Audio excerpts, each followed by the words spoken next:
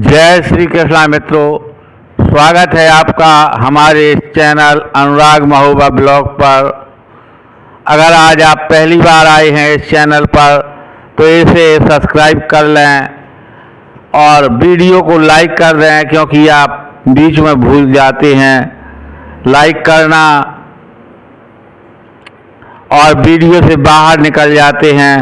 आप सभी लोगों से निवेदन है कि कृपया वीडियो को पूरा देखें। बहुत मेहनत के साथ में वीडियो बनता है। तो बढ़ते हैं आज के सुंदर प्रसंग की ओर। धर्मराज युधिष्ठिर चिंता मग्न बैठे हुए हैं और उसी समय द्वारका से द्वारकाधीश का आगमन होता है और वो देखते हैं कि युधिष्ठिर काफ़ी चिंता में हैं। तब वो कहते हैं कि आज सम्राट क्यों चिंतित नजर आ रहे हैं। तब धर्मराज युधिष्ठिर कहते हैं कि जनार्दन, आप मुझे सम्राट ना कहा करें, मैं ऐसे ताज का त्याग कर दूंगा जो मेरे भाइयों से मुझको दूर कर दे। तब श्री कृष्ण हंसकर कहते हैं, ठीक है बड़े भैया, नहीं कहूँगा आपको मैं सम्राट, अब बताइए क्या चिंता है। तब युधिष्ठिर कहते हैं कि नारद ऋषि महाराज पांडु का एक संदेश लेकर आए थे। उन्होंने कहा है कि तुम राजसूय यज्ञ करो। तो मैं इसी चिंता में बैठा हूँ कि ज्येष्ठ पिताश्री के होते हुए मैं राजसूय यज्ञ कर सकता हूँ कि नहीं, और अगर राजसूय यज्ञ कर सकता हूँ तो उसमें कोई बाधा तो ना आएगी कि जिससे हमारा उपहास हो जाए। भगवान श्री कृष्ण कहते हैं, बड़े भैया आप निसंकोच यज्ञ को कर सकते हैं, क्योंकि आपका इंद्रप्रस्थ एक स्वतंत्र राज्य है और हस्तिनापुर एक स्वतंत्र राज्य अलग से है। तो इसलिए उसमें आपको किसी भी प्रकार संचित होने की कोई आवश्यकता नहीं है। लेकिन आपके राजसूय यज्ञ के बीच में एक बहुत बड़ी बाधा है और उस बाधा को दूर किए बिना राजसूय यज्ञ हो पाना असंभव है। तब पांचों भाई चिंता में डूब जाते हैं और कहते हैं, हे केशव, ऐसी कौन सी बाधा है जो आपके होते हुए भी हम यज्ञ नहीं कर पाएंगे, आप हमें निसंकोच बताइए। तब देवकी नंदन कहते हैं कि मगध नरेश जरासंध, जब तक जरासंध है तब तक आपका यज्ञ निष्कंटक नहीं हो सकता है, वो उसमें अवश्य अड़चन खड़ी करेंगे। तब अर्जुन कहते हैं, तो शीघ्र हमें मगध पर चढ़ाई कर देना चाहिए। तब भगवान श्री कृष्ण कहते हैं, अर्जुन तुम्हारी सेना मगध की सेना के सामने ऐसे दिखाई पड़ेगी जैसे एक विशाल पर्वत पर कुछ चींटियों का झुंड होता है।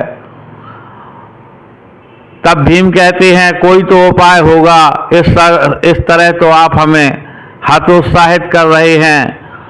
क्या जरासंध से हम किसी भी प्रकार से नहीं जीत सकते।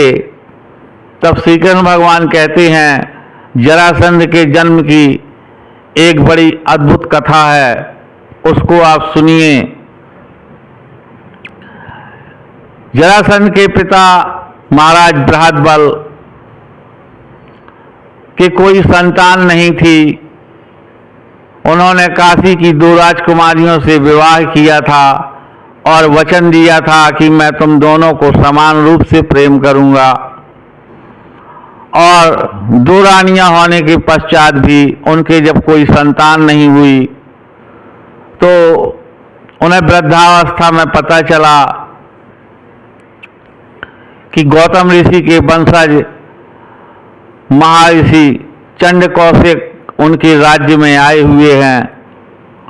तब वो उनके पास जाकर के बड़ी विनम्रता पूर्वक निवेदन करते हैं कि हे महाराज, आप मुझे पुत्र प्रदान करें, आप मुझे पुत्र प्रदान करें। ऐसा वो बार बार ऋषि के चरणों में निवेदन करते रहे और ऋषि उनकी सेवा भावना से प्रसन्न होकर बोले, ठीक है, तुम्हें एक पुत्र अवश्य मिलेगा।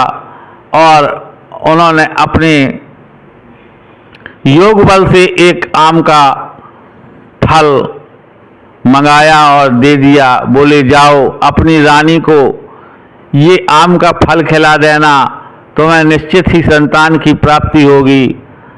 तब महाराज बृहद्बल ले जाकर के उस फल को अपने वचन के अनुसार 2 भागों में विभाजित कर देते हैं। तो पांडवों ने सोचा तब तो 2 पुत्र हुए होंगे। युधिष्ठिर कहते हैं तब तो अवश्य ही 2 पुत्र हुए होंगे। श्री कृष्ण जी बोले, नहीं, वो केवल एक नर शरीर के 2 भाग अलग अलग उत्पन्न हुए, एक मांस के लोथड़े की तरह, जिससे भयभीत होकर उन महारानियों ने उन मांस के लोथड़ों को जंगल में फेंकवा दिया।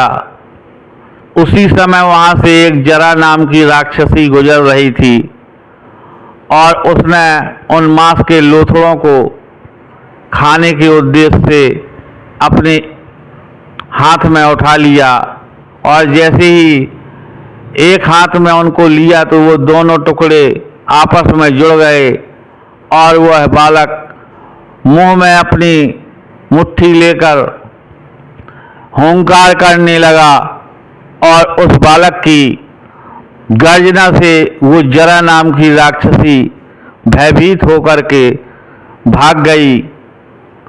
और इधर माताओं के स्तन में दूध उतर आता है। इस प्रकार से उत्पन्न हुए जरासंध को मारना सहज नहीं है। उनके सामने काल का भी बस नहीं चलता है, क्योंकि वो एक नहीं 2 हैं। तब युधिष्ठिर कहते हैं कि तब तो असंभव है मधुसूदन जरासंध का अंत करना।